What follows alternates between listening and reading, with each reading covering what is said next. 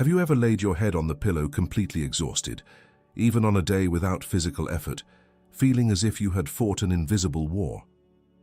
What if I told you that this extreme fatigue is not coming from your body, but from the exact amount of vital energy that was drained from you today, to keep the code of the simulation running inside your own mind? Most people never notice it happening. The mind keeps talking from the moment they wake up until the moment they fall asleep, replaying conversations, predicting problems, creating fear, defending imaginary scenarios, and little by little, all of that invisible resistance consumes enormous amounts of energy. The exhaustion is not weakness, it is overload. You were never designed to spend your entire life arguing with your own thoughts. And the most dangerous part is that the voice inside your head learned how to disguise itself as you. So every fearful thought feels personal, every doubt feels real, every mental conflict feels necessary. But there is something inside you that exists before every thought appears. Something silent, something watching. And the moment you begin noticing the difference between the voice and the one hearing it, the entire structure of the simulation starts to crack. Do you know that horrible feeling when your mind starts creating dozens of tragic scenarios, and suddenly you catch yourself arguing with yourself just to try to calm down? Most people think this is just normal everyday stress, but there is a massive mistake of consciousness physics happening here, and it is directly responsible for slowly draining your vital battery. It usually begins with something small. A message that was never answered, a strange tone in someone's voice, a bill, a delay, a memory that suddenly returns without invitation, and then the machinery starts moving. Your mind opens 10 different windows at once, trying to predict what could go wrong, trying to protect you from pain before the pain even exists. One part of you says, something bad is going to happen. Another part immediately jumps in to defend you. No, calm down, you're overthinking. Then another voice appears. But what if this time it's real? And suddenly your entire inner world turns into a courtroom where every thought is fighting for survival. What makes this exhausting is not the problem itself. Most of the time, nothing has even happened yet. The real exhaustion comes from the constant internal resistance, from the endless effort of trying to mentally control every possible outcome before life unfolds naturally. People think they are thinking, but most of the time they are actually reacting, and reaction consumes energy at an unbelievable rate. The strange part is that this process has become so common that almost nobody questions it anymore.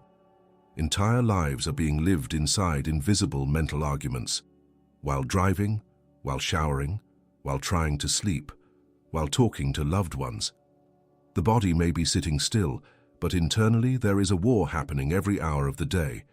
This is why someone can wake up already tired. Not physically tired, existentially tired, because the mind never stopped negotiating with fear. And here is where the simulation becomes almost impossible to detect. It does not attack you with obvious force. It does something far more intelligent. It keeps you engaged. It keeps you emotionally occupied. It throws thoughts into your awareness and waits for you to pick them up, wrestle with them, defend yourself against them, or try to solve them immediately. The moment you engage, the drain begins. Think about how much energy disappears every time your mind replays an imaginary conversation for the 100th time. Every time you mentally rehearse disasters that never arrive. Every time you try to explain yourself to someone who is not even in the room. Your body pays for every one of those invisible battles. Your nervous system cannot always distinguish between an actual threat and a deeply imagined one. So while you sit quietly in a chair, your heart tightens, your breathing changes, your muscles contract, and stress chemicals flood your system as if danger were physically present. All because a voice inside your head made a suggestion and you entered the argument. What is even more unsettling is that the mind often disguises this process as responsibility. It tells you that worrying means you care, that mentally preparing for catastrophe means you are intelligent, that constantly scanning for problems is what keeps you safe. But if that were true, the people who worry the most would feel the most peaceful. Instead, they feel trapped inside themselves. The simulation survives through over-identification. It survives by convincing you that every thought deserves your full participation, that every fear requires immediate attention, That silence is dangerous. That uncertainty must be solved right now. So the internal debate never ends. Even when one fear disappears, another instantly replaces it. The mind moves the target over and over again, keeping your attention locked inside a loop of anticipation, defense, and emotional fatigue. And after years of this, people begin to confuse this constant tension with their actual personality. They say, "This is just who I am." An anxious person, an overthinker, someone who can never relax. But what if that identity itself was built from repetition? What if the exhaustion you feel is not proof of weakness, but proof that your awareness has been pulled into a system of endless mental engagement for so long that you no longer remember what inner silence feels like? Because there is something deeply important hiding underneath all of this. The voice arguing inside your head depends entirely on your participation. It needs your reaction to continue operating. And the moment that realization begins to emerge, even slightly, a completely different question appears. If the voice is constantly speaking inside your mind, and if you are capable of hearing it, then who exactly is the one listening? We grew up believing that this relentless voice, the one that judges you, fears the future, and points out flaws, is who we truly are thinking. But pay very close attention. That voice is not you. It is the code of the simulation disguised as I, mapping your pain and operating in the background of your mind with one hidden objective. And it gets exactly what it wants every single time you react. The deception begins very early in life. Before most people even learn how to understand their emotions, they already start building an identity around the noise inside their heads. A fearful thought appears, and immediately the person says, "I am afraid." A critical thought appears and they say, "I hate myself." A doubtful thought appears and they believe they are weak, broken, incapable, or lost. But notice something carefully. The voice is always talking to you. It comments on your future. It compares you to others. It predicts failure. It replays embarrassment. It narrates your life non-stop. Yet almost nobody stops to ask the most important question of all. If the voice is speaking, who is hearing it? This is the hidden fracture inside the simulation. The system only works when you unconsciously merge with the voice and accept every sentence as your personal identity. The moment you believe the thought is you, the programming gains direct access to your emotions, your decisions, your energy, and eventually your entire perception of reality. That is why two people can experience the exact same external situation while living completely different inner realities. One person loses a job and immediately hears, "You are worthless, your life is collapsing." Another hears the same internal noise but does not fully attach to it. They feel the fear, but they observe it instead of becoming it. Externally, the event is identical. Internally, one person is consumed by the simulation, while the other remains connected to something deeper than the mental narrative. The dangerous part is that the voice does not always sound negative. Sometimes it sounds reasonable, intelligent, protective. It pretends to help you survive. It tells you to overanalyze every detail so you can avoid pain. It tells you to prepare for every possible disaster so you can stay safe. It convinces you that endless mental control is maturity, but look at the result. Has all that mental effort created peace inside you? Or has it created exhaustion? Because the algorithm inside the simulation is not designed to give you clarity. It is designed to keep your attention trapped in continuous engagement. As long as you are mentally reacting, defending, fearing, replaying, anticipating, or resisting, your energy stays connected to the system. And the system becomes strongest when it says the word I. I am not enough. I am failing. I will never change. The moment the thought becomes identity, the emotional charge multiplies instantly. Your body reacts as if the statement were an objective fact rather than a temporary mental event passing through awareness. That is why people carry invisible emotional weight for years without understanding where it comes from. They are not only experiencing thoughts, they are carrying ownership of thoughts that were never truly theirs. And once this mechanism becomes automatic, the simulation no longer needs external chaos to drain you. The system continues operating internally, even in silence.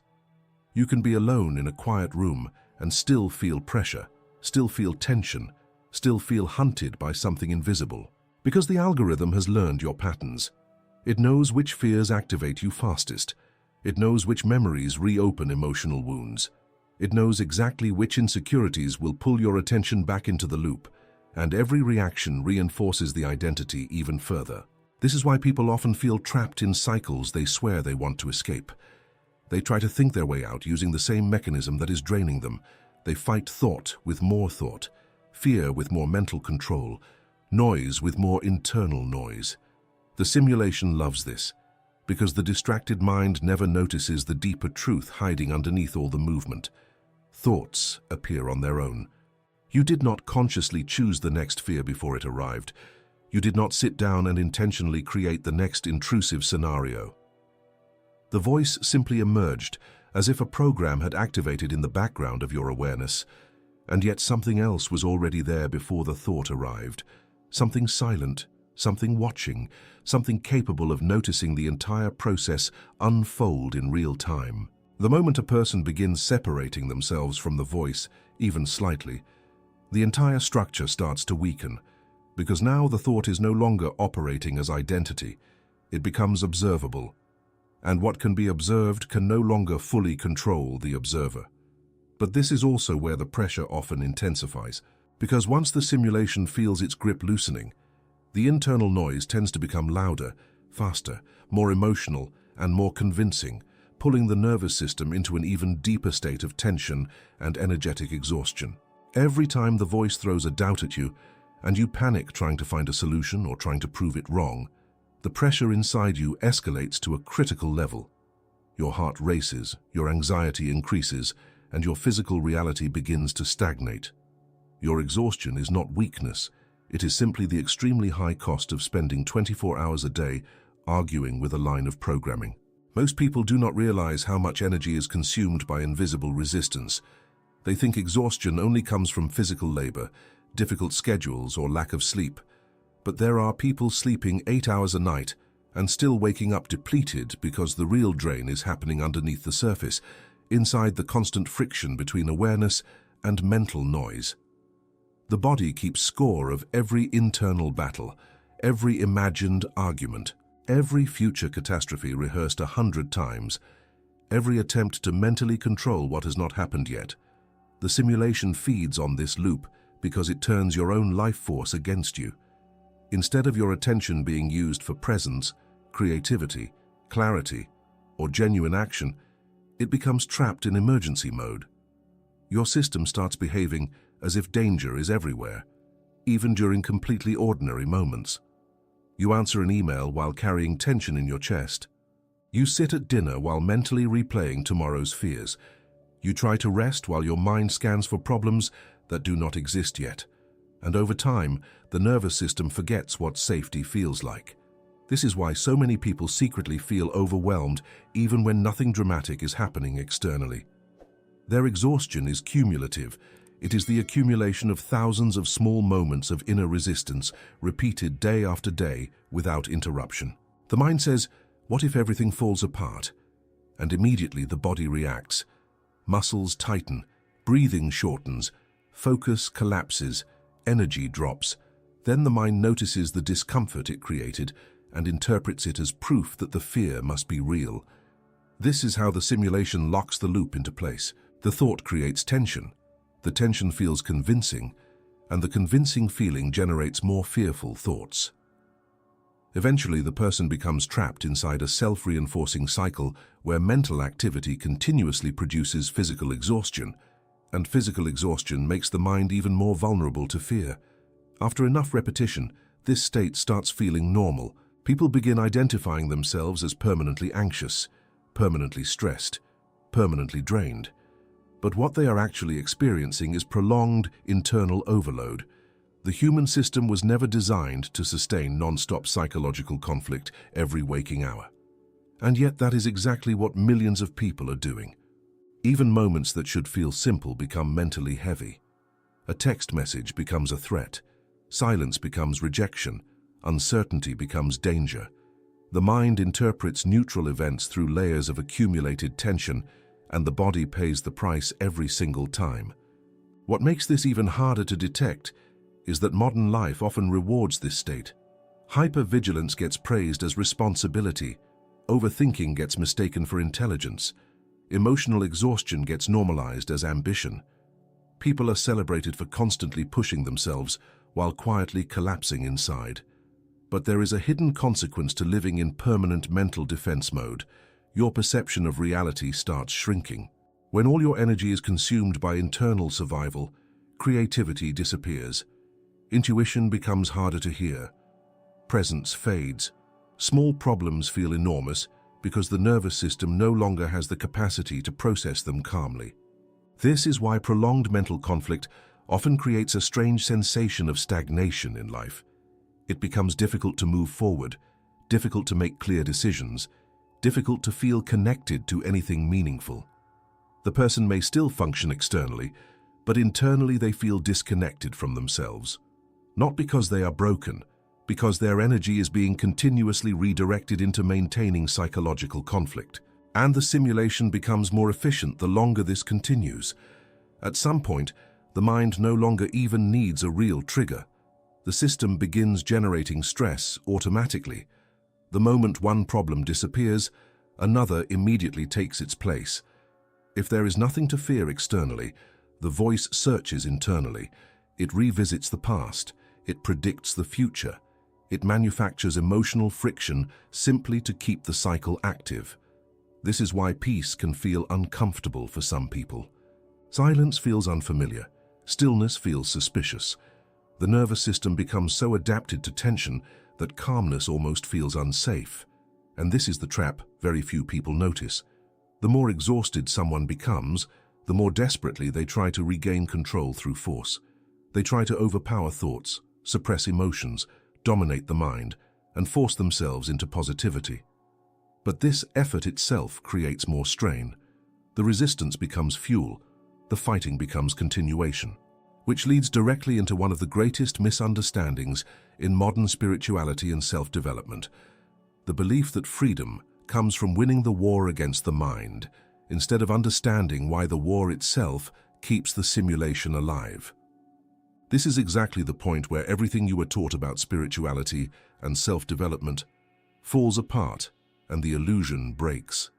They always told you that you must forcefully silence negative thoughts or block them with positivity. But fighting the mind requires effort, and that effort of resistance is the exact electrical spark that keeps the system running. Fighting the simulation is the guarantee that you will remain trapped inside it. For years, people have been taught to approach their inner world like a battlefield. Eliminate bad thoughts, replace fear with positive affirmations, crush doubt before it grows, control every emotion, monitor every reaction, stay mentally strong at all times. At first, this sounds empowering, but if you look honestly at the result, many people are exhausted from trying to manage their own minds every second of the day. They are not at peace. They are simply engaged in a more socially acceptable form of internal conflict. The war never ended. It just changed uniforms. Now the person is not only afraid of negative thoughts, they are afraid of failing to control negative thoughts. They feel guilty for feeling anxious, ashamed for feeling sadness, frustrated that their mind is still producing fear after years of trying to heal. This creates a second layer of suffering on top of the original one. The simulation becomes stronger when you resist your own mental activity, because resistance locks your attention onto the very thing you are trying to escape. The more aggressively you attempt to suppress a thought, the more energy you feed into its existence. You can test this for yourself in a very simple way. The moment someone says, "Do not think about a red door," the mind instantly creates the image, not because you wanted it to happen, but because attention itself activates mental content. Now imagine spending years trying not to think fearful thoughts, trying not to feel uncertainty, trying not to experience anger. The mind becomes obsessed with monitoring itself. Every emotion turns into a threat. Every unwanted thought becomes evidence that something is wrong with you, and slowly your awareness becomes trapped inside constant self-surveillance. This is one of the most sophisticated traps inside the simulation because it disguises tension as growth. The person believes they are evolving spiritually while secretly becoming more mentally rigid, more emotionally exhausted, and more disconnected from natural presence. And the strangest part is that the harder they fight, the stronger the internal noise often becomes. Why? Because conflict requires two participants. The voice throws fear. You resist it. The resistance creates emotional charge. The emotional charge strengthens the thought. Then the thought returns with more intensity. This is the hidden engine underneath so much human suffering. Not the appearance of thoughts themselves, but the non-stop struggle against them. A cloud passing through the sky does not damage the sky, but the human mind has been conditioned to treat every passing thought as an emergency requiring immediate engagement. And this conditioning runs deep. People are terrified that if they stop controlling their minds, everything will collapse. They fear they will become weak, passive, irresponsible, or lost, so they continue tightening their internal grip, unaware that the grip itself is what keeps the nervous system locked in exhaustion. Look carefully at your own experience. How many times have you tried to force yourself into peace? How many times have you mentally screamed at yourself to calm down? How many nights have you spent fighting your own thoughts, believing victory was just one more mental effort away?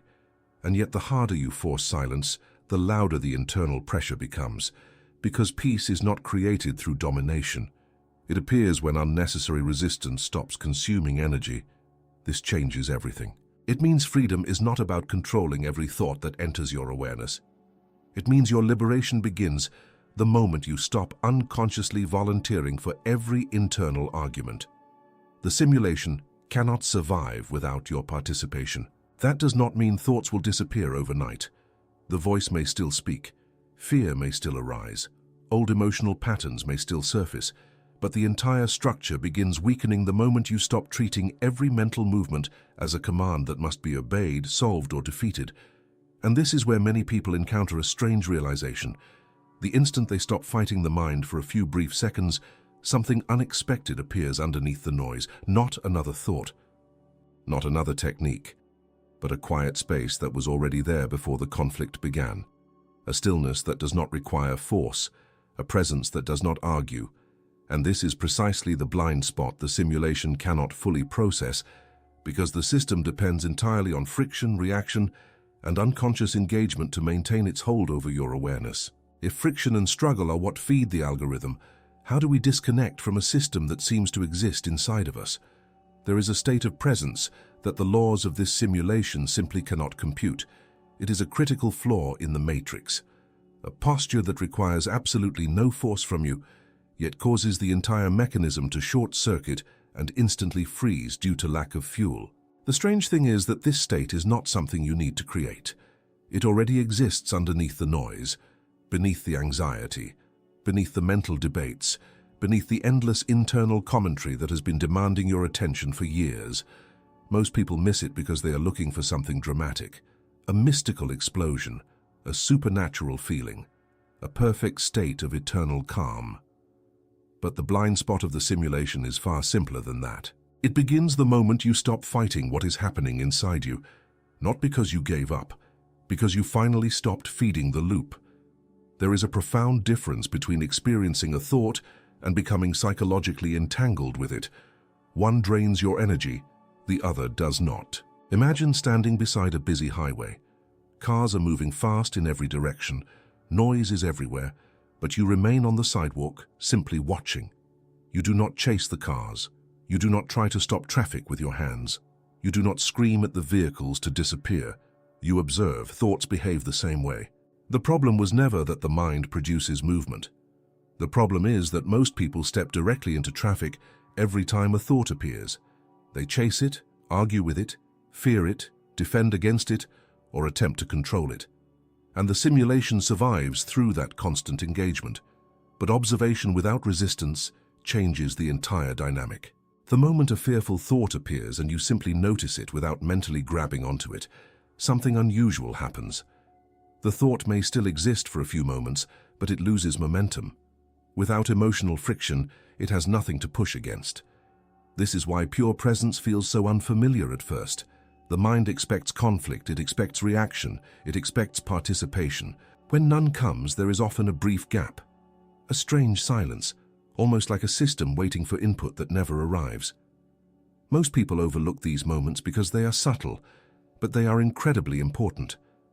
That small opening is the first crack in the machinery of the simulation. You may notice it while washing dishes, while staring out of a window, while sitting in your car before entering work.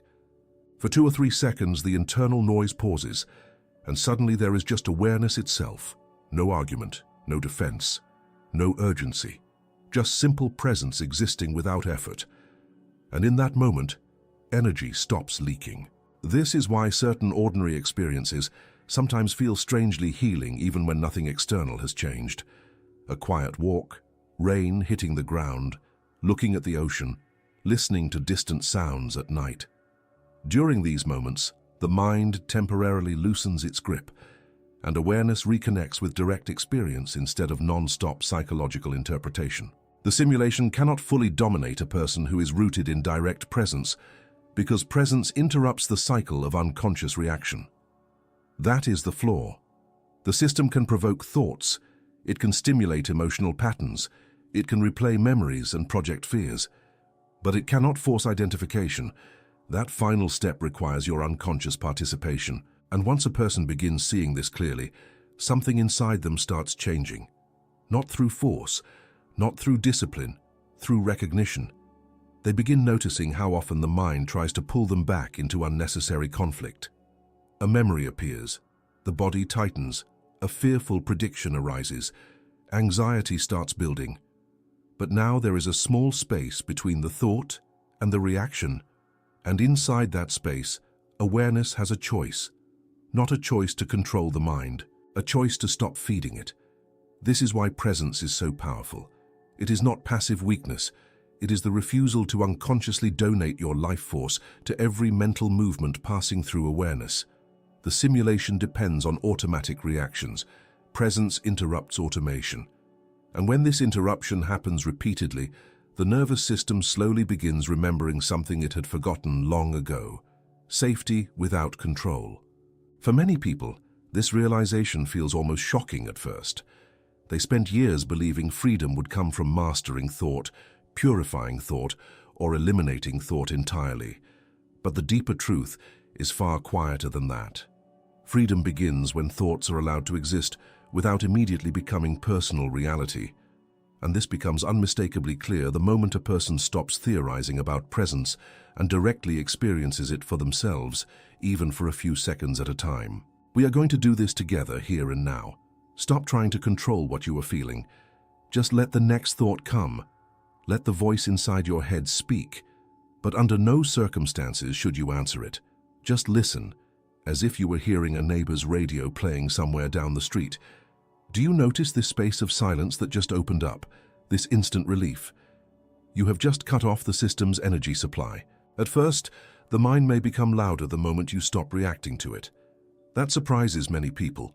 They expect silence immediately, but instead they encounter more mental movement, more commentary, more emotional pressure, almost as if something inside realizes it is losing your attention and starts increasing the volume to pull you back in. This is normal. The simulation survives through habit, and habits do not disappear quietly the moment they stop receiving fuel. So do not fight the noise. That would only restart the loop. Instead, notice something subtle. Even while the voice speaks, another part of you is calmly aware of it. The awareness itself is untouched. Thoughts move through it, like wind passing through open space. Right now, your mind may already be producing reactions to these words. This cannot be that simple. I don't think I'm doing this correctly. My mind is too chaotic. Notice how quickly the voice tries to turn even this moment into another problem to solve. And now notice something even more important. You can hear those thoughts, which means they are objects appearing inside awareness, not the awareness itself. This single realization changes the entire structure of the experience. For years, maybe decades, the voice has been speaking with the authority of identity. Every thought arrived wearing your face. Every fear sounded personal. Every emotional wave felt absolute. But now, for the first time, there is distance between the observer and the mental activity. Not separation through suppression, separation through clarity. This is why relief begins appearing almost immediately when a person stops arguing internally. The body senses the reduction in psychological friction before the mind fully understands what is happening. Your breathing softens slightly, your chest loosens. The nervous system stops bracing for impact, not because all problems vanished, but because energy is no longer being burned in non-stop resistance. And here is the fascinating part. The thought itself is often far less painful than the struggle against the thought. A fear may appear for 3 seconds and naturally fade away if left untouched. But when the mind grabs it, analyzes it, fears it, and tries to eliminate it, that same thought can dominate the nervous system for hours or even days. The simulation extends suffering through engagement. Without engagement, many thoughts dissolve on their own. You may begin noticing this directly now. Thoughts continue appearing, but some lose strength the moment you stop responding to them, like echoes fading in a large, empty room. This does not mean you become emotionless. It does not mean you stop caring about life. In fact, the opposite often happens. When mental noise decreases, your ability to experience reality clearly becomes stronger. You start responding instead of reacting. You begin seeing situations with less distortion from fear and internal projection. But there is an important moment that usually happens during this process. The mind eventually attempts one final strategy. It tries to convince you that you must regain control. It says you're being passive. You're avoiding responsibility. You should be fixing this. Again, notice the mechanism carefully. The voice is trying to pull you back into identification through urgency. It wants reaction, because reaction restores the flow of energy into the system. So instead of fighting the thought, simply observe the attempt itself. Observe the pressure to engage. Observe the impulse to mentally defend yourself. Observe the tension trying to rebuild inside the body. The moment observation becomes deeper than reaction, the structure weakens again. This is why true inner stillness feels radically different from forced positivity. Forced positivity is tense. It is artificial control pretending to be peace. But real presence has no strain inside it. Nothing is being held together manually. And perhaps for the first time in a long while, you may begin realizing how much energy was being consumed by unconscious mental participation every single day. Not only during major problems, during ordinary moments too, while waiting in line, scrolling on your phone, trying to sleep, sitting alone in silence. The simulation was constantly asking for psychological engagement, and most of the time the response was automatic. Until now. Because once a person directly experiences the difference between reacting to thought and simply witnessing thought, something irreversible begins awakening inside them. They start recognizing that the quiet awareness observing the mind has been present their entire life, untouched beneath every fear, every identity, and every internal storm. The moment you listen to the voice without reacting, without judging, and without arguing, you take the most powerful position in the universe, the silent witness. If you can observe the thought happening, it proves that you are not the code. Without your constant debate sustaining the narrative, the programming loses its target and the simulation completely loses its power over you. This position is far quieter than most people expect. It does not feel dramatic. It does not announce itself with fireworks or mystical visions. In fact, one of the reasons people overlook it is because of how simple it is. The silent witness is not something you create. It is what remains when you stop trying to become every thought that passes through your mind. Right now, thoughts are still appearing. Emotions are still moving. The world has not stopped. But there is suddenly a deeper sense of space around everything. The internal pressure that once felt absolute begins losing its grip because awareness is no longer fused with every mental reaction. And this changes the experience of life completely. Before, every thought pulled you into immediate identification.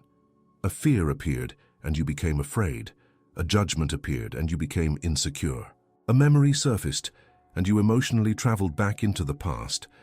But the silent witness observes all of this without collapsing into it, like someone sitting beside a river, watching the current move without being dragged underwater. This is the hidden freedom most people spend their lives searching for in external achievements, relationships, distractions, or control. Not the elimination of thought, but liberation from unconscious attachment to thought. The simulation loses its influence the moment awareness stops automatically volunteering for psychological conflict. And something very interesting begins happening when this shift deepens. Thoughts start exposing themselves. You begin noticing patterns that were once invisible. The same fears repeating with different costumes. The same insecurities recycling themselves through new situations. The same emotional hooks trying to capture your attention over and over again. Before, these patterns felt personal and convincing. Now they begin feeling mechanical, predictable, almost automated. This is why the term simulation resonates so deeply with many people, because once awareness becomes more stable, the mind starts looking less like your identity and more like a programmed system reacting through learned patterns, conditioning, fear responses, memory loops, and survival mechanisms. And yet the observer remains untouched behind all of it. That realization can feel deeply emotional at first. Not because you discovered something new, but because you begin remembering something ancient inside yourself that was buried under years of mental noise. You were never the constant narration. You were the awareness hearing it. And the difference between those two positions changes everything. A person identified with thought becomes controlled by every internal movement. Their emotional state rises and falls with each mental fluctuation. But the silent witness experiences thoughts the way the sky experiences weather.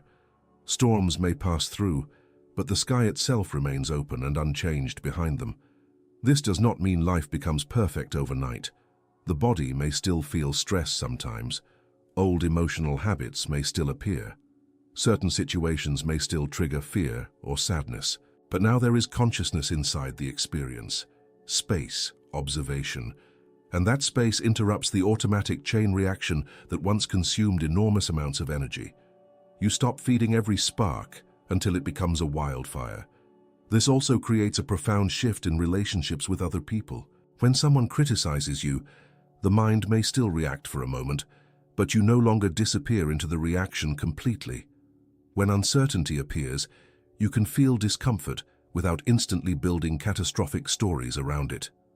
When difficult emotions arise, they move through awareness instead of becoming your permanent identity. The simulation depends on unconscious absorption. The silent witness interrupts absorption, and this interruption slowly restores something many people have not felt in years: inner stability. Not control, not perfection, stability. A grounded sense that awareness itself is larger than the storms moving through the mind. This is why presence often feels so relieving to the nervous system. For the first time in a long time, the body is no longer being forced to constantly defend against psychological threats generated by internal narration. The fight begins dissolving. And with the fight dissolving, energy starts returning. Mental exhaustion decreases. Emotional clarity increases. Even small moments begin feeling different because awareness is no longer trapped inside non-stop resistance. But there is one final transformation that begins unfolding once a person truly stabilizes in the position of the silent witness. The life force that was once drained daily through unconscious mental warfare does not simply disappear. It starts flowing back toward the center of their own being. With the energy cable finally disconnected, all that massive life force you were losing daily in the mental war suddenly returns to your center at once. The exhaustion evaporates.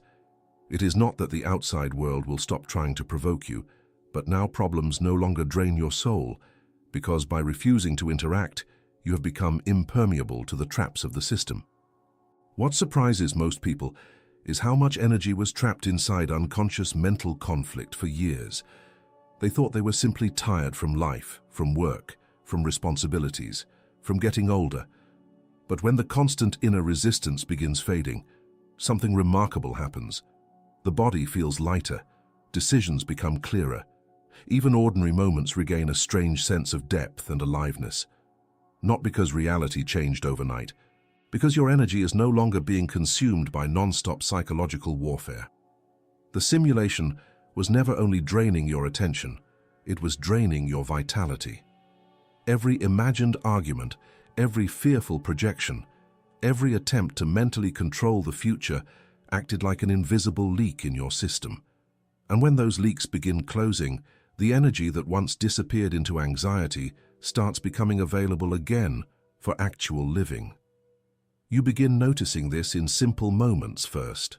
You wake up without immediately feeling attacked by your own mind. You sit quietly without needing constant distraction.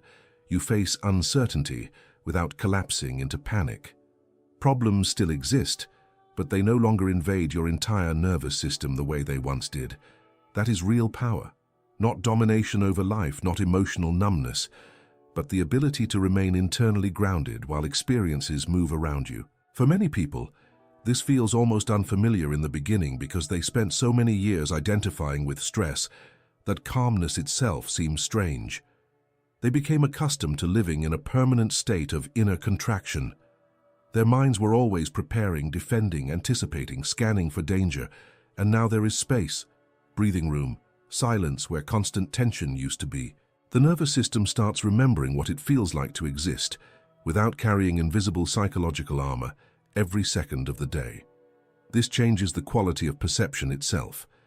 When awareness is no longer trapped inside mental noise, life becomes more direct. Colors feel sharper, conversations feel more real, intuition becomes easier to notice. You begin responding to situations from clarity instead of reacting from accumulated fear. And this is where many people realize how deeply the simulation had shaped their identity. They were not only exhausted emotionally, they were disconnected from their own presence. The constant internal narration had become so loud that they could barely hear their deeper instincts anymore. Now something begins returning, not a new version of yourself, the original one underneath the noise. This return of personal power is subtle at first. It does not usually arrive with dramatic confidence or sudden certainty about everything. In fact, it often appears as a quiet steadiness, a reduced need to mentally chase every fear, a reduced urgency to prove yourself, defend yourself, or control every outcome. You stop leaking energy into unnecessary inner battles, and because of that, your actions become stronger, clearer, more intentional. The mind may still produce fearful thoughts from time to time, but now they pass through awareness without hijacking your entire system, like distant echoes instead of commands. This is what makes the silent witness so powerful. It restores choice. Before, reactions happened automatically. Thought appeared, emotion activated, energy drained. The process was unconscious and immediate. But now there is a pause between stimulus and response. And inside that pause, freedom exists. The simulation cannot fully control a person who no longer reacts mechanically. That is why emotional triggers begin losing their force over time. Situations that once consumed entire days of mental energy now move through much more quickly. Not because you suppress emotions, but because you stop multiplying them through resistance and over-identification. You no longer feed every spark into a larger fire. And perhaps most importantly, you begin understanding something that changes your relationship with life itself. Peace was never hiding somewhere in the future. It was buried underneath constant mental engagement, underneath the endless habit of arguing with reality inside your own head. The moment that habit weakens, life force naturally reorganizes itself. The body softens, awareness expands, presence deepens. You stop experiencing existence as a non-stop psychological emergency. And slowly, almost quietly, the old identity built around exhaustion begins collapsing. Not through force, not through struggle, but through the absence of participation. Because the simulation only had power, while it could convince you to continuously feed it with your attention, your fear, and your unconscious reaction to the voice inside your own mind. The next time the system tries to open the same dialogue window and pull you back into the arena of exhaustion, do not put on the armor. Simply smile at the voice and give it no words in return. The title of this video is not just a concept, it is an unbreakable cosmic law. The one who hears this escapes the simulation. The one who learns to listen without responding has already escaped. Because the moment you stop feeding the noise, something extraordinary happens. Your energy returns, your clarity returns, and little by little, the false identity built from fear begins falling apart on its own. You realize that peace was never something you needed to chase. It was always waiting underneath the conflict.